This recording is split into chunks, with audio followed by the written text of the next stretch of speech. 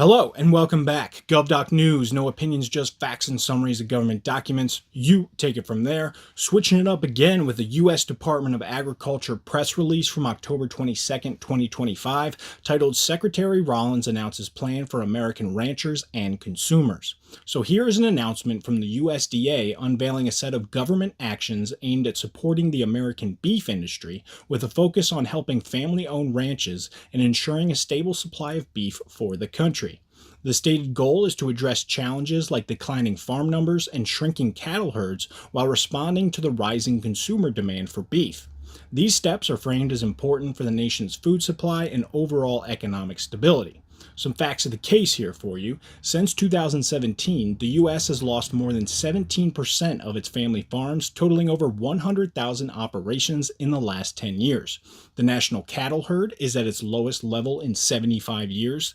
Meanwhile, the demand for beef from consumers has increased by 9% over the past decade.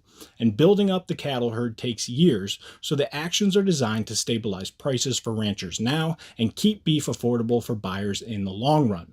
The release includes quotes from each official involved in the announcement, if you would like to check out that in a linked document below. There's also a 13-page plan you can check out if you're, as nerdy as I am. But overall, the actions involve reducing regulations, expanding processing options, improving access to land for grazing, promoting beef in public programs like school lunches, and providing financial support through loans. All right, Kaimo, keep your mind open, do your own research. Form your own opinion.